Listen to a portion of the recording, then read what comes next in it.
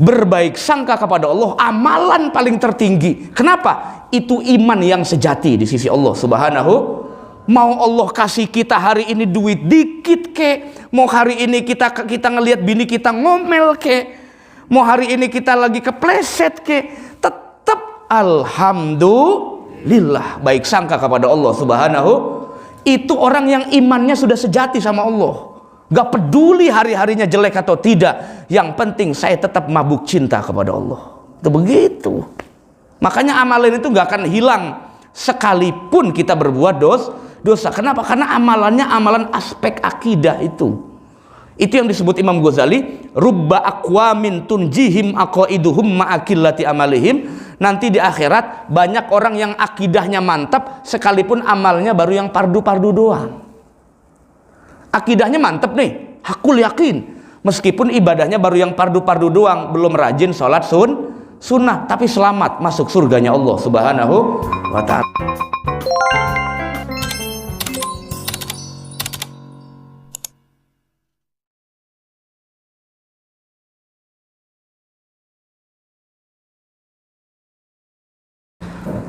Assalamualaikum warahmatullahi wabarakatuh. Alhamdulillahi rabbil alamin.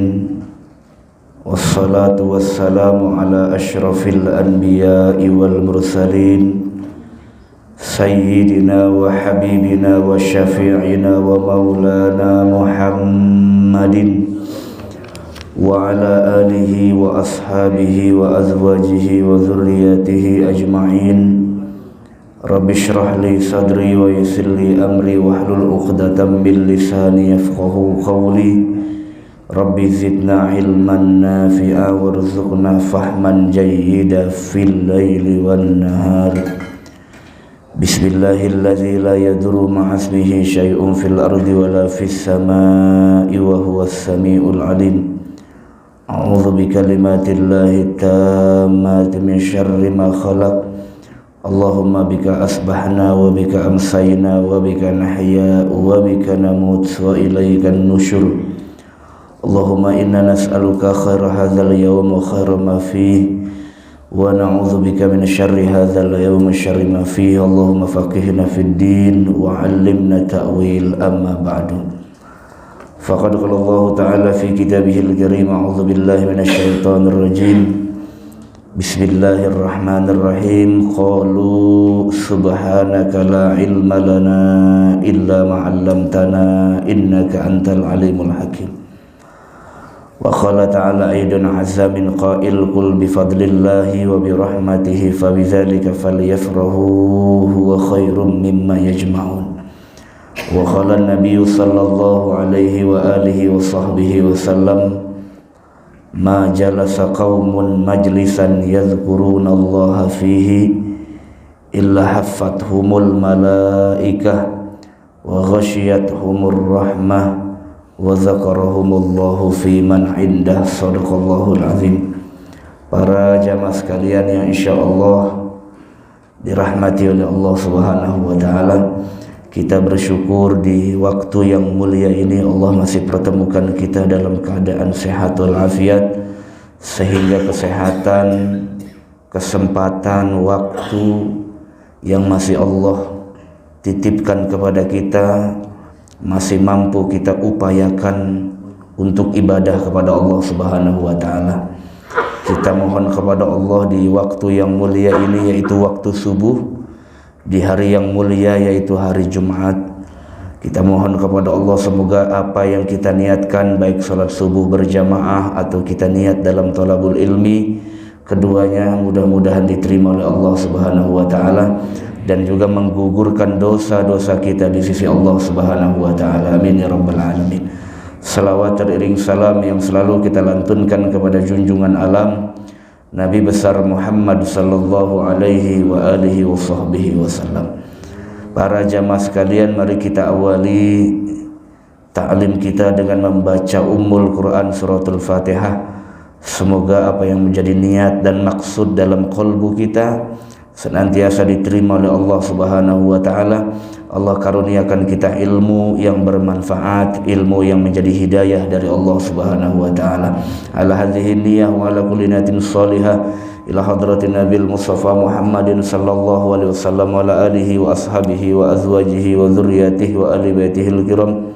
Summa ila jami' ikhwanihi minal anbiya wal mursalin wa awliya wasyuhada was salihin والصحابة والتابعين العلماء العاملين المصنفين المخلصين جميع الملائكة المقربين خصوصا سيدنا القطب رباني والعرفي الصمداني الشيخ عبد القادر الجيلاني قدس الله سره وإلى حضرته خصوصا إلى مؤلف هذا الكتاب وإلى جميع والدينا وإلى جميع مشايخنا وأساتذتنا وأساتذتنا وأهل بيتنا وذرياتنا وطلابنا وطالباتنا وإلى جميع المسلمين والمسلمات والمؤمنين والمؤمنات ببركاتهم شيء لله لهم. الفاتحة. أعوذ بالله من الشيطان الرجيم. بسم الله الرحمن الرحيم. الحمد لله رب العالمين الرحمن الرحيم مالك يوم الدين إياك نعبد وإياك نستعين اهدنا الصراط المستقيم صراط الذين أنعمت عليهم غير المغضوب عليهم ولا الضالين. Bismillahirrahmanirrahim. Bismillahi subhanallah walhamdulillah wala ilaha illallah wallahu akbar wala hawla wala quwata illa billahil aliyyil azim. Qala al-muallif rahimahullahu ta'ala wa nafa'ana bihi wa bi'ulumihi fid dharain amin rabbi yassir wa'in. Para jamaah sekalian yang insyaallah dirahmati oleh Allah Subhanahu wa taala, saya akan awali taklim kita di subuh yang mulia ini dengan sebuah hikayat. Kalau ada kalam yang mengatakan zikrul aulia tanzilur rahmah, menyebutkan hikayat orang-orang soleh, para aulia, bisa menurunkan rahmat Allah Subhanahu wa taala. Maka kalau itu menjadi sebab turunnya rahmat Allah, kita awali taklim kita dengan menceritakan kisah dari ketokohan ulama yang ilmunya sangat diakui di dalam dunia Islam. Yang pertama, ada ulama besar di abad ke-6 Hijriah yang datang jauh-jauh dari negeri Andalusia. Karena di Andalusia dulu merupakan poros Islam setelah Abdurrahman bin Sakhr, salah satu daripada pembesar dinasti Umayyah, melarikan diri karena ingin dibunuh oleh tokoh-tokoh Abbasiyah.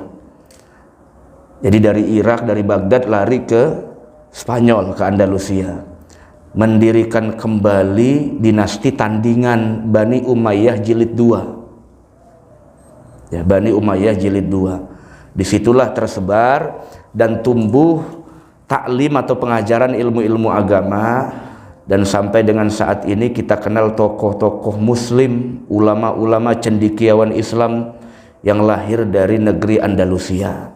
Contoh misalnya Imam Ibnu Hazm al-Andalusi, itu tokoh besarnya dalam ilmu fikih, dalam ilmu muqaranatul adyan atau perbandingan agama. Ya, Al-Fisal fil Milali wal Ahwali wan Nihal, itu yang kitabnya yang paling populer, ada 3 jilid. Kemudian Al-Muhalla bil Asar, itu kitabnya kalau beli bisa 2 juta. Itu kitab Muqaranatul Mazahib atau perbandingkan mazhab dari ulama sekaliber Imam Ibnu Hazm al-Andalusi. Meskipun mazhabnya Zahiriyah, tidak masuk dalam kategori 4 mazhab.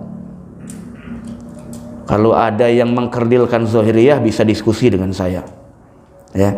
Kalau ada yang mengkerdilkan mazhab Zahiriyah bisa diskusi berjam-jam pun saya ladenin dengan saya. Karena jangan kemudian baru paham 1-2 pemikiran mazhab atau pemikiran dalam Islam, kemudian sudah mendiskreditkan ulama-ulama terdahulu. Kita aja ngaji bulanan mingguan kok merasa lebih benar dari ulama dulu. Ulama dulu hari-harinya semua dicurahkan buat ilmu dan semacamnya. Kalau ada ikhtilaf, perbedaan pendapat, itu memang niscayanya ilmu. Karakternya ilmu itu memang berbeda pendapat. Itu kudu paham dulu jadi pelajar. Karakternya ilmu itu perbedaan pendapat pasti. Selama dia ilmu pasti ikhtilaf, nggak mungkin enggak. Makanya kan kalau kuliah semester pertama kan belajar tuh filsafat ilmu, memahami ilmu secara filosofis mendalam. Gak ada ilmu yang gak berbeda pendapat, gak ada. Itu keyakinan saja yang dianggap sakral masih ada perbedaan, ada agama langit, ada agama bumi, macam-macam. Itu tokoh besar Ibnu Hazm, ada lagi Ibnu Tufail, dari sampai dengan Ibnu Arabi, muncullah sosok bernama Imam Abul Abbas Al-Mursi dari Murcia, Spanyol. Jalan, orang dulu tuh kalau nuntut ilmu nyari guru begitu serius, jadi jalan kaki, ya kan gak ada Grab zaman dulu kan, jalan kaki, karena dengar katanya di Tunisia ada ulama besar, alim alamah, ahli dalam fikih maliki, bahkan sangat zuhud dalam perilakunya sehari-hari, sangat asketik, namanya Imam Abul Hasan Asy-Syadzili namanya. Saking pengen ngajinya dengan beliau, jalan dari Andalusia, ya mengembara lah, sampai dengan Tunisia. Sekarang ya Afrika, masih wilayah Afrika gitu. Ketemulah belajar, ta'allam lada Abil Hasan Asy-Syadzili, hampir kurang lebih 40 tahun ngaji dengan Imam Abul Hasan Asy-Syadzili. Luar biasa loh. Kita kadang sebulan aja bengek ngaji loh. Ini 40 tahun ngaji dengan guru, Masya Allah. Sama seperti Imam Ibnu Qayyim Al-Jauziyah itu ngaji dengan Ibnu Taimiyah puluhan tahun. Jadi kalau pengen paham betul pikiran Ibnu Taimiyah, baca buku muridnya itu tuh, Ibnu Qayyim Al-Jauziyah. Karena itu murid yang sangat mewakili pikiran-pikiran umum, prinsip dari seorang Imam Ibnu Taimiyah Al-Harrani itu. Sampai suatu saat Imam Abul Hasan Asy-Syadzili pernah ditanya, lima lam taktubil kutub ya Syekh, kenapa kamu nggak nulis banyak kitab kayak ulama dulu? Ulama dulu kan banyak tuh nulis kitab, Imam Syafi'i nulis kitab, Imam Nawawi nulis kitab. Apa jawabannya? Kutubi ashabi, murid-muridku itulah kitab yang berjalan. Dicurahkan semua ilmunya mengajarkan murid-muridnya. Salah satu muridnya yang sangat terkenal, sangat populer, namanya harum, yang tadi mengembara dari Murcia, Spanyol itu, namanya Imam Abul Abbas Al-Mursi dari Murcia, Spanyol. Dari Tunisia, karena setelah wafat gurunya mengembara lagi tuh. Ulama orang dulu memang karakternya nuntut ilmu tuh harus keluar rumah. Justru kalau belajar dewekan sendiri di rumah, bukan pinter, kesambet. Gurunya siapa coba? Fasyaikhuhu syaiton. Gurunya setan, karena nggak ada yang ngebimbing. Apalagi baru ngeliat dari Google aja ngomong ngalor ngidul, udah berani ngajak debat kiai yang dari pesantren. Padahal bacanya dari Google doang, ngajinya dari YouTube doang. Jangan dah, diem aja udah. Di rumah adanya komik, bukannya kitab, buku. Udah diem doang. Ini yang kadang-kadang mungkin orang-orang yang baru hijrah tolong rem. Orang dulu tuh sabar mondok lama-lama puluhan tahun, baru mulai watawasau bil haq, watawasau bis, baru datang ke majelis 2 kali doang. Kayaknya merasa lebih benar dari yang belum datang ke majelis. Jangan, awas setan mulai masuk tuh, goda hati manusia, dibikin ujub, dibikin apa. Jangan. Bapak kan ngaji mingguan, apa tiap hari nyoret kitab kayak santri? Santri itu tiap hari Pak, sehari bisa 4 kali nyoret kitab. Biasa aja, makannya tempe. Kurang protein sebetulnya, tapi cerdas-cerdas itu. Masya Allah. Lah kita mah orang kayak kita ngaji udah sebulan sekali aja udah syukur. Tapi jangan merasa lebih dari orang lain, jangan. Kalau bapak bukan kalau misalnya kita ya menasehati watawasau bil haq watawasau bis sabr dalam takaran ilmu kita masing-masing, oke. Tapi kalau sudah ngomongin hukum, kalau nggak pernah ngaji fikih detail, jangan ngomong hukum. Jangan. Kalau nggak pernah ngaji fikih secara detail, belajar qawaid fikih, belajar hukum, belajar mazhab, diem aja. Kalau bapak ngomong atau ada orang yang ngomong, Anda dosa. Anda bicara dengan tidak pakai ilmu, ngawur. Diemmu lebih baik daripada bicaramu. Ingat, ada ibadah diam ketika kita nggak ngerti Persoalan masa lupa buat orang beriman. Faliyakul khairan au liyasmut. Kalau Anda nggak bisa bicara yang khair karena nggak ngerti ilmunya, maka diam itu jadi ibadah saat itu. Itu kan opsi dari Rasulullah Sallallahu Alaihi Wasallam. Ya, saya kadang-kadang gregetan kalau ngeliat itu, gregetan. Bocah ngaji di emperan danau kayaknya nih, kata saya. Allahu Akbar, Allah Karim. Nah, akhirnya mengembara dari Tunisia, datanglah ke negeri Afrika yang lain, namanya Iskandaria kalau dulu. Kalau sekarang Alexandria. Adanya di mana itu, Pak? Mesir. Di situ menetap ngajar, tapi ada orang yang menyalah-nyalahkan di sana itu. Menyalah-nyalahkan, mana ada itu ilmu-ilmu tarekat, mana ada itu ilmu-ilmu tasawuf, mana ada itu ilmu-ilmu hikmah, ilmu-ilmu ihsan, mana ada itu ilmu akhlak dan semacamnya.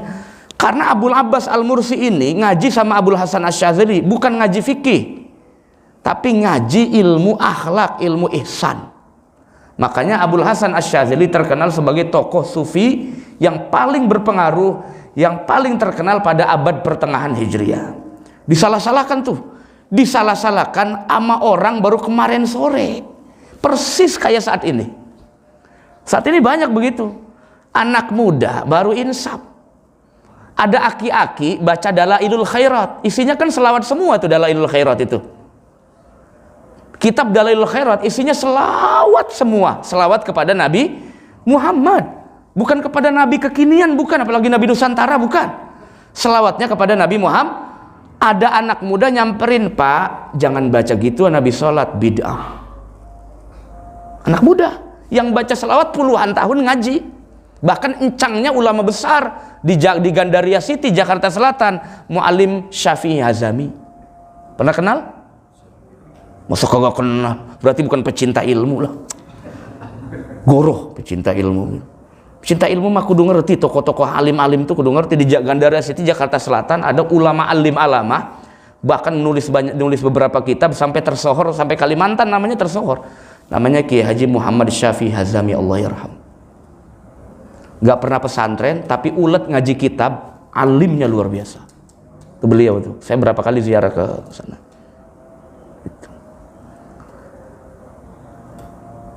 Ternyata disalah-salahkan sama orang baru kemarin sore nih, awas, hati-hati, hati-hati. Mendingan abis sholat baca selawat, apa abis sholat main HP? Jawab yang benar. Jawab yang jujur, makin nurani, makin nurani. Mendingan abis sholat baca selawat, apa langsung megang HP main Roblox? Apa balas WA? Yang benar, jawab yang benar. Ya selawat dong. Anda yang membidah-bidahkan abis sholat buka HP, mana ada nasnya? Gak ada, yang bener dong. Pakai akal sehat. Lebih bagus baca selawat lah daripada Anda main HP. Abis sholat, soal macam begini. Apalagi sholatnya megang HP lagi karena nggak hafal Quran.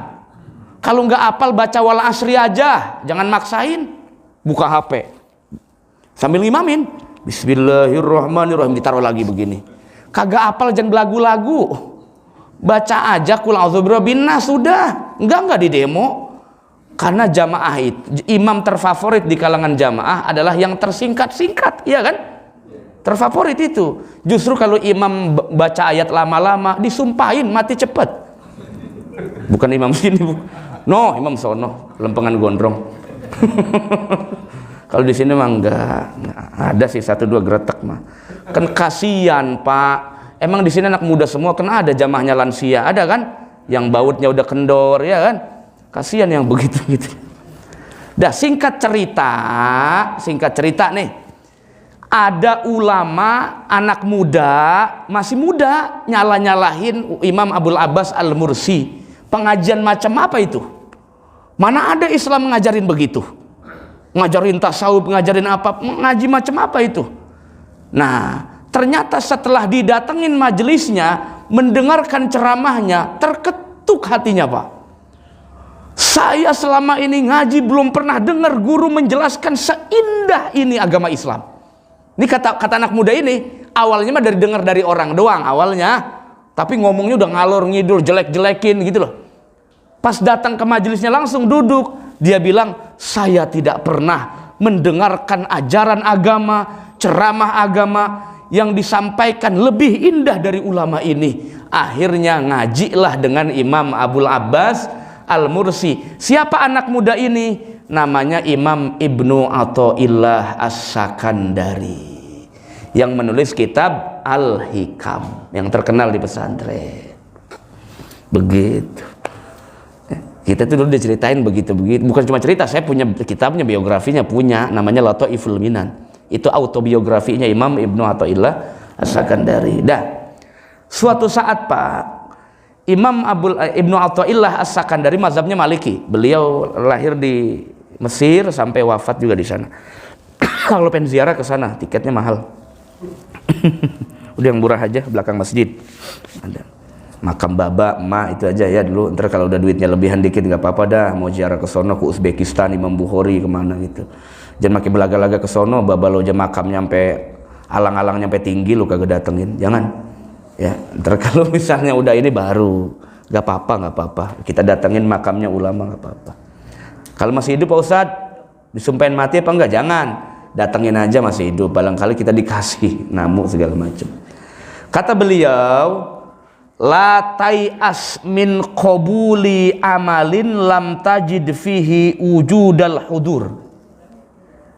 Ini kata beliau nih, la tai'as min qabuli amalin lam tajid fihi wujudal hudur.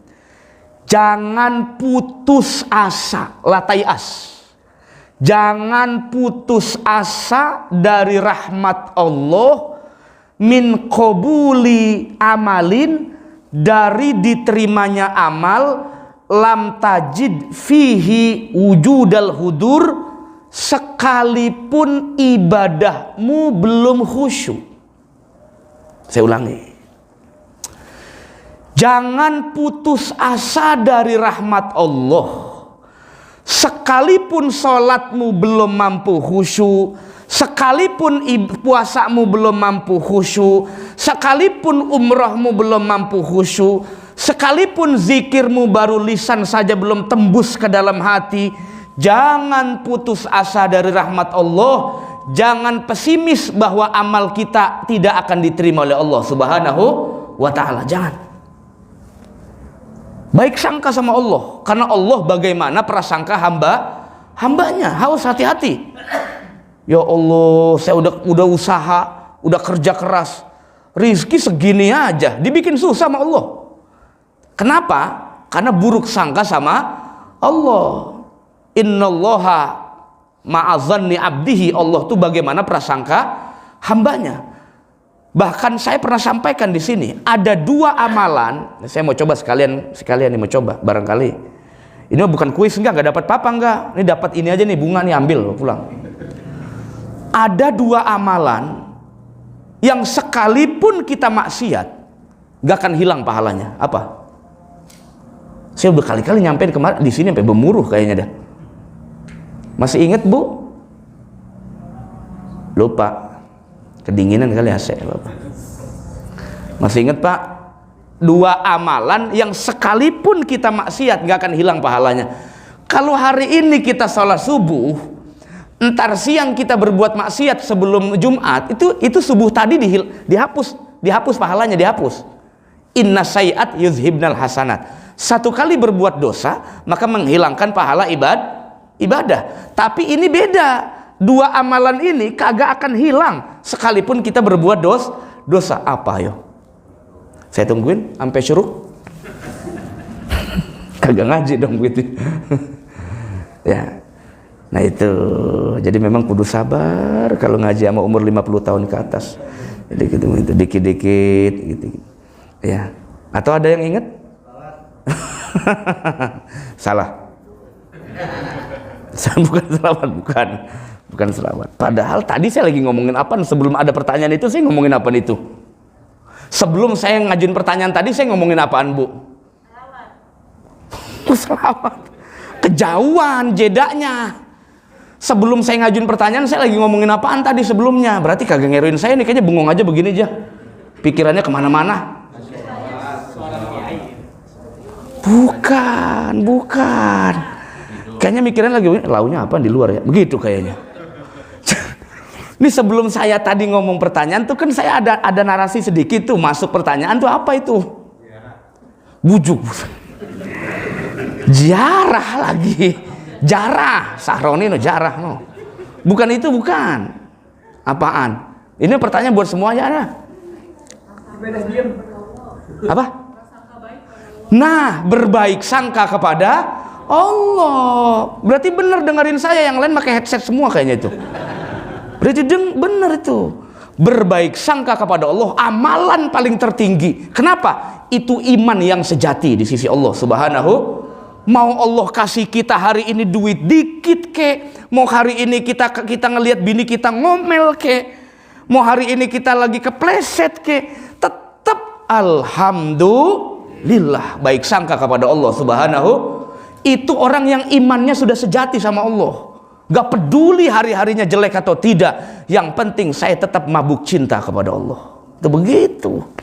Makanya amalan itu gak akan hilang sekalipun kita berbuat dosa. Kenapa? Karena amalannya amalan aspek akidah itu. Itu yang disebut Imam Ghazali, rubba aqwamin tunjihim aqaiduhum ma'akillati amalihim. Nanti di akhirat banyak orang yang akidahnya mantap sekalipun amalnya baru yang pardu-pardu doang. Akidahnya mantep nih, hakul yakin, meskipun ibadahnya baru yang pardu-pardu doang, belum rajin sholat sunnah, tapi selamat masuk surganya Allah Subhanahu wa ta'ala. Was, hati-hati, baik sangka sama Allah ya, baik sangka. Jangan putus asa dari rahmat Allah sekalipun ibadahmu masih belum khusyuk. Ya Allah, apa diterima? Awas tuh, awas. Tuh ngomong begitu aja nggak boleh loh. Ya Allah, apa diterima? Itu kok udah negatif thinking, itu udah buruk sangka. Allah pasti terima amal ibadah hamba, pasti itu. Sama kayak doa saya dikabulin kagak ya? Pasti Allah ijabah doa, pasti enggak? Pasti. Ud'uni astajib. Cuman yang harus dikoreksi kitanya, jangan Allahnya. Bagaimana sih? Yang dikoreksi kitanya, bukan Allahnya yang dipikirin. Allah ijabah doa apa kagak ya? Allah nerima amal apa enggak ya? Kitanya koreksi, jangan Allahnya. Kembalinya ke kita. Kalau doa kita pengen diijabah, koreksi tata cara ibadah doanya bagaimana, ada dosa enggak yang bisa menghijab doa kita, begitu kan? Terus kemudian ibadah kita mana yang harus dikoreksi, sudah berilmu atau tidak, niatnya benar atau enggak, gak masalah. Kondisimu meskipun belum khusyuk, tapi tetap fisikmu dalam taat, itu lebih baik daripada sama sekali tidak beribadah kepada Allah Subhanahu wa ta'ala. Farubbama qabila minal amal. Terkadang Allah menerima amal seorang hamba. Ini kata Ibnu Athaillah. Terkadang Allah menerima amal seorang hamba malam tudrik samrotahu ajilan, sekalipun atau selama ibadahnya belum merasa samroh, belum berbuah. Yang namanya khusyuk, Pak, itu namanya buah ibadah. Kalau ilmu itu kan buahnya ibadah. Nah, buahnya ibadah apa? Khusyuk itu tadi. Gak ada orang pertama kali ibadah langsung khusyuk tuh, gak ada. Itu bohong, itu manipulatif, mainan setan. Gak ada. Orang semakin berilmu itu semakin tergiur beramal.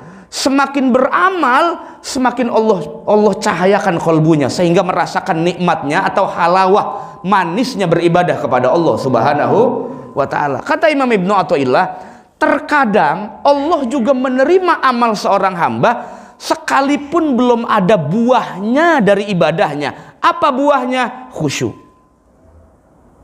Yakinlah sepenuh hati, imani sepenuh hati bahwa Allah pasti menerima amal ibadah kita. Nah, dalam syarahnya kata Syekh Nawawi, lam taqta roja'aka min qabuli amalin. Jangan kau putus harapanmu kepada Allah dari amal kita yang belum mampu menikmati manisnya ibadah. Contoh. Kan ada orang kadang-kadang nanya ya, Pak Ustadz, bagaimana sih caranya zikir, bagaimana caranya ibadah supaya merasakan nikmat khusyuk kepada Allah Subhanahu wa ta'ala? Saya jawabnya simpel aja. tugas kita ibadah. Pakai ilmu. Urusan kita menikmati atau tidak, itu urusan undangannya Allah Subhanahu wa ta'ala. Orang yang pengen naik haji banyak kan Pak? Tapi tidak semua meresapi dari ibadahnya. Betul nggak? Apa semua nangis ngelihat Ka'bah? Enggak. Coba umroh deh. Enggak semua kok. Ada yang pertama kali ngelihat Ka'bah. Oh begini. Begitu doang. Oh begini. Ini mah kayak bangunan Al-Barkah 3 lantai tingginya. Begitu doang udah. Kan sama tingginya. Paling bangunan 3 lantai udah begini. Enggak ada sedih, enggak ada. Maksud saya, memang tupoksi kita ya ibadahnya itu. Tapi urusan mana yang menjadi pilihan Allah untuk betul-betul merasakan nikmat ibadah, itu biarkan serahkan kepada Allah Subhanahu wa ta'ala. Kalau kita belum merasakan, jangan putus asa, jangan putus asa. Jadi waktu kemarin itu ada yang nanya ke saya begitu, pokok saya Pak Ustadz nggak nangis ya pertama kali ngelihat. Minta nggak sama Allah? Minta. Ya sudah, baik sangka sama Allah. Ternyata pas umroh sunnah ketiga, banjir air matanya. Baru ditarik kolbunya, merasakan nikmat di hadapan Allah Subhanahu.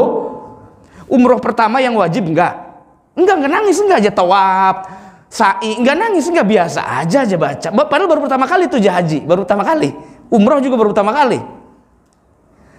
Pas kata umroh ketiga dia baru cerita, Masya Allah Pak Ustadz, kagak kebendung air mata. Ngapa baru hari ketiga saya merasa begini? Bersyukur kepada Allah Subhanahu wa ta'ala. Semua hak prerogatif Allah, gak usah kita dikte-dikte. Tugas kita ibadah kepada Allah Subhanahu wa ta'ala. Gempur saja terus. Istighfar, zikir, segala macam ibadah, sholat sunnah, segala, sampai Allah wariskan kepada kita bagaimana nikmatnya ibadah kepada Allah Subhanahu wa ta'ala. Sebetulnya mindset awalnya baik sangka sama Allah. Banyak orang yang ibadahnya tidak berbuah, banyak orang yang zikirnya tidak mendatangkan hasil, banyak orang yang doanya tidak dekat dengan ijabah karena suudzon, buruk sangka kepada Allah Subhanahu wa ta'ala. Mas, hati-hati. Saya tanya, khusyuk itu rukun sholat bukan? Ya, saya minum dulu. Pikirin. Khusyuk rukun sholat bukan? Bukan. Minum dulu boleh? Habisin, kesenggak kan. Khusyuk rukun sholat bukan? Wah, pinter bener. Menjamaah Al-Barakah pinter. Itu doang. Khusyuk berarti kalau saya saat ini sholat nggak khusyuk, sholat saya sah? Sah? Kenapa Bapak harus risau? Kalau hari ini Bapak belum bisa sholat khusyuk, toh itu bukan nggak membatalkan sholat, bukan juga rukun sholat. Begitu kata Syekh Nawawi. Jangan risau, baik sangka sama Allah. Karena khusyuk bukan syarat sah sholat, bukan rukun sholat, hanya sekedar sunnah dalam sholat. Bayangkan kalau khusyuk jadi rukun sholat, saya hakul yakin se-Al-Barkah nggak ada yang terima sholatnya.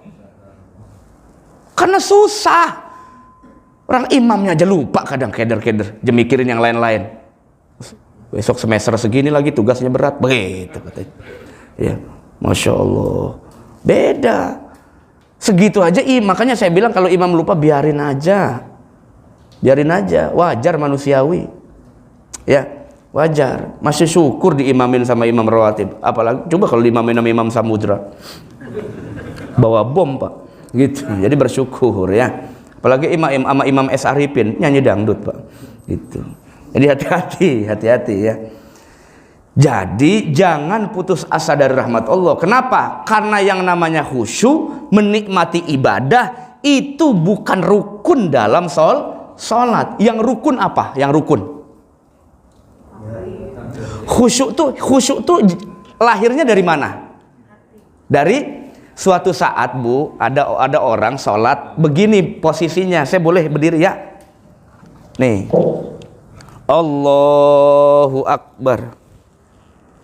Begini nih, saya nggak ngerti geli apa pundaknya begini. Saya nggak ngerti begini. Iya, begitu tuh. Iya. Selesai sholat ditepak. Bukan orang sini, Abu Bakar Siddiq yang nepak. Ya zaman sahabat dulu ditepak, jadi selesai sholat ditepak. Itu kalau Abu Bakar pakai bahasa Cipondo, digetak. Jika kenapa begitu tadi sholat? Lah saya ingin merasakan khusyuk. Jawabannya al khusyu'u fi qalbik la fi jasadik. Khusyuk itu ada dalam hatimu, bukan ada dalam jasad. Gak perlu Bapak harus begini, pergi begini, iya kan? Segala macam gak ada.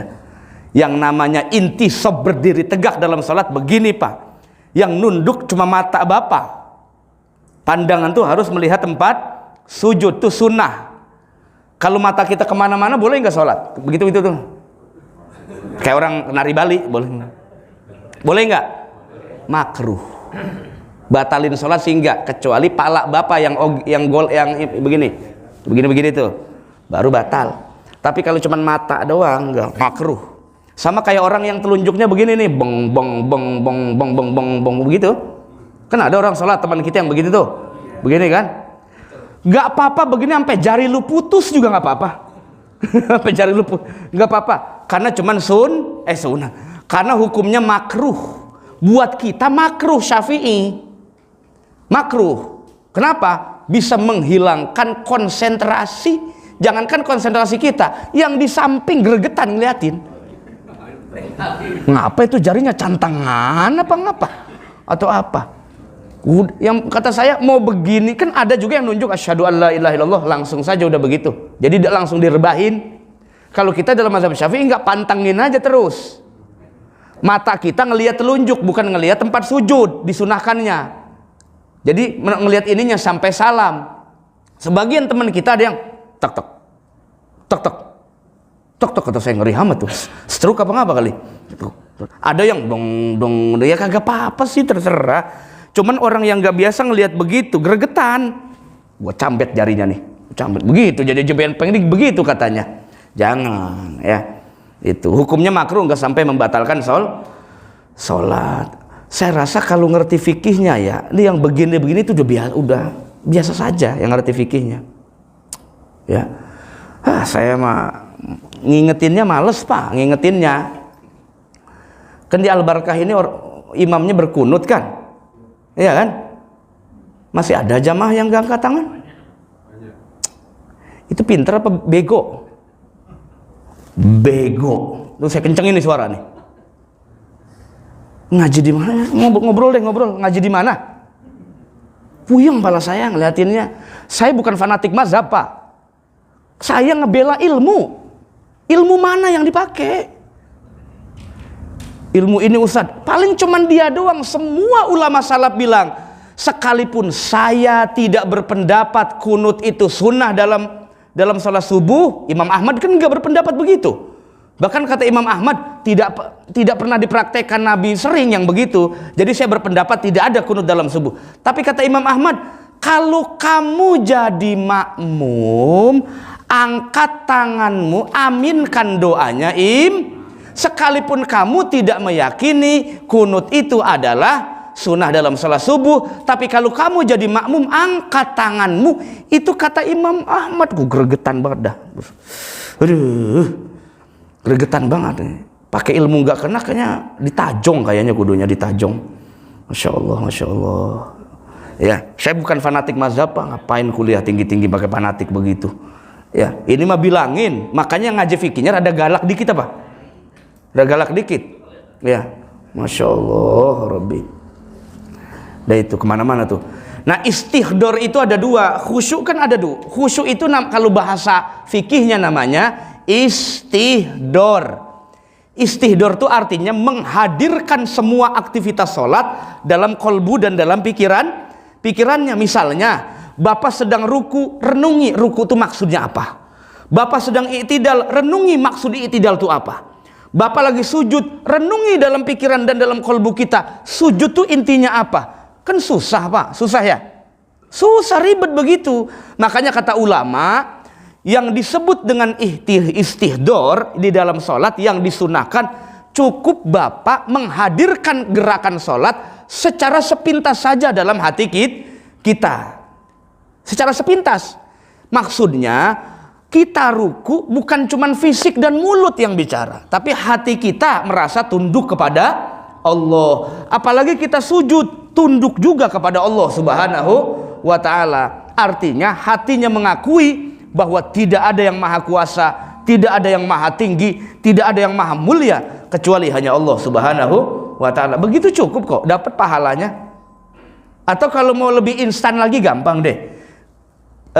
Saya pernah sampaikan juga di sini. Ada 3 titik di dalam sholat. Kalau Bapak fokus dalam 3 titik ini, maka insya Allah sholatnya dicatat sebagai sholat khusyuk. Apa itu? Yang pertama, ngulangin aja nih Mang, ngulangin. Barangkali ingat, barangkali saya masih baik sangka. Barangkali. 3 titik itu kalau kita tidak tinggalkan, insya Allah sholatnya dicatat sebagai sholat khusyuk. Bukan kata saya, kata ulama. Yang pertama, tebak, sebutin aja semua sampai salam. Pasti ada yang benar ntar. Nih, ini ya salah. Salah, bukan niat, bukan. Yang pertama apa? Yang pertama, ini ibadah ini sepele loh Pak. Ini yang 3 ini sepele. Dibilang rukun ya, ada yang rukun, ada yang sunnah juga. Yang pertama, nah apa?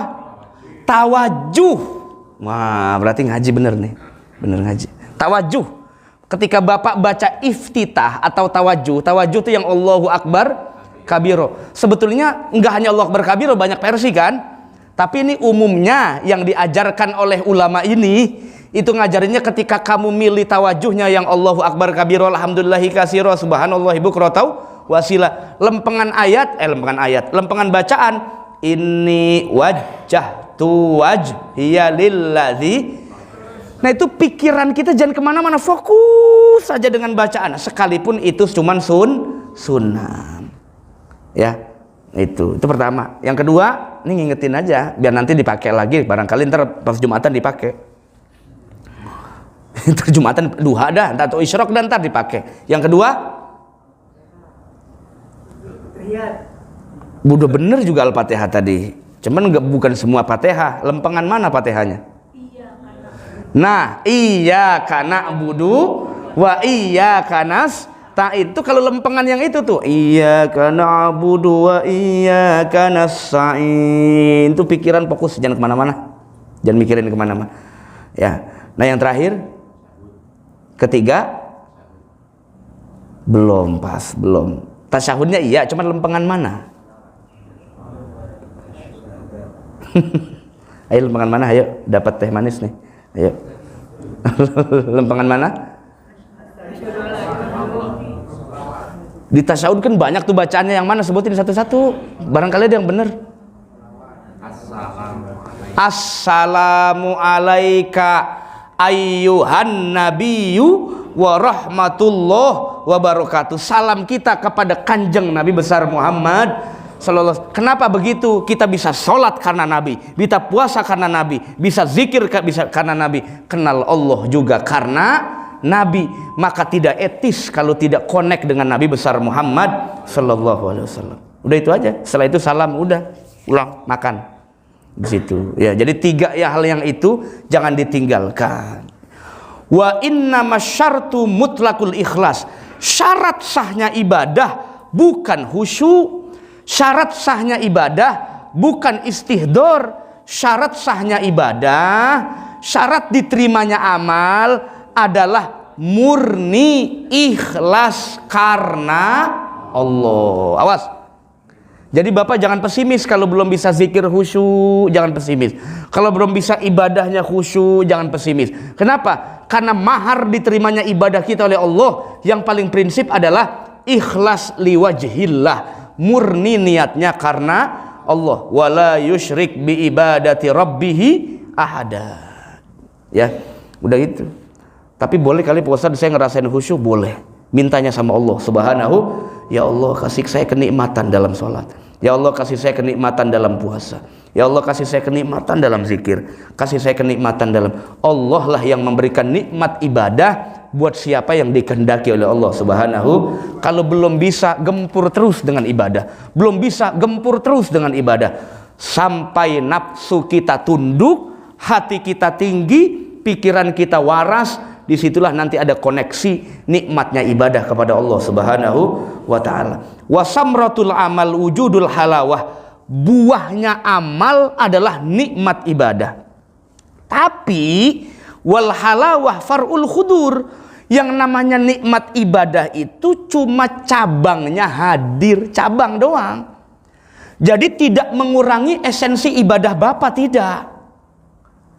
Ini Bapak hari ini sholat nggak khusyuk, nggak masalah. Tidak mengurangi nilai ibadah kita kepada Allah Subhanahu. Itu cuma nilai plus tambahan saja. Tambahan saja. Yang namanya bisa nikmatin sholat dengan khusyuk, zikir dengan khusyuk, itu cuma ziyadah, penambah saja. Sebetulnya udah dapet rasanya, pedesnya juga udah dapet. Cuman karena nih orang yang biangnya pedes, jadi nambah sambel, kira-kira begitu. Sebetulnya sholat kita sudah oke, kalau syarat rukun terpenuhi, secara fikihnya juga oke. Cuma masalah nikmat ibadah, itu penambah, pemanis dari Allah Subhanahu. Berarti mintanya sama siapa? Sama Allah mintanya. Sesekali mintanya yang begitu apa Pak? Jangan minta yang lain, ya Allah, minta duit yang banyak. Mintanya sekali-kali mintalah, ya Allah, saya pengen betul nikmat zikir, saya pengen betul nikmat baca Quran. Begitu. Jadi mintanya kenikmatan ukhrawi, bukan kenikmatan kenikmatan dunia boleh minta, nggak masalah. Tapi sesekali minta sama Allah kenikmatan ukhrawi. Batin kita yang merasakan nikmat puas karena nikmatnya ibadah kepada Allah Subhanahu wa ta'ala. Wa huwa dalilun 'alal qabul wa la yalzamu min faqdid dalil faqdul madlul. Bukan berarti tidak ada dalil berarti yang madlulnya enggak ada. Bukan berarti tidak ada khusyuk salatnya enggak sah, enggak. Bukan. Ya. Kan khusyuk itu, nikmat ibadah itu dalil ibadah sempurna, betul. Tapi bukan berarti tidak adanya dalil, berarti yang didalili nggak ada, nggak juga. Tetap sholatnya mah ada, sholatnya mah sah, tetap sholatnya sah. Ini sebetulnya mengajarkan kita bagaimana berbaik sangka kepada Allah Subhanahu wa ta'ala. Latihan Pak, latihan, dikit-dikit latihan. Misalnya entah dari baca Quran kita, entah dari tadarus Quran kita, entah dari zikir kita, latihan sedikit-sedikit, latihan sedikit-sedikit. Sampai Allah berikan kita nikmat betul ketika beribadah kepada Allah Subhanahu wa ta'ala. Biasanya mah kalau Bapak mau uji coba dalam bahasa agama namanya tajribah. Uji coba bagaimana caranya mengaktualkan nikmat ibadah itu, ibadah sendiri di rumah. Ibadah sunnah, prakteknya di ibadah sunnah sendirian di rumah. Kalau Bapak merasa askol, berat, merasa berat, gempur terus Pak. Misalnya nih witir baru 3 rakaat. Kalau Ramadan mah kagak berat karena tinggal ngikutin imam. Ini mah di rumah sendiri, nggak ada yang nyuruh, bukan Ramadan lagi, di luar Ramadan. Kalau Bapak 3 rakaat saja masih berat witir, gempur lagi Pak. Tambah. Maksimal berapa? 11. Ya, gempur lagi Pak sampai maksimal. Ya Allah, kok masih berat banget sholat. Gempur lagi.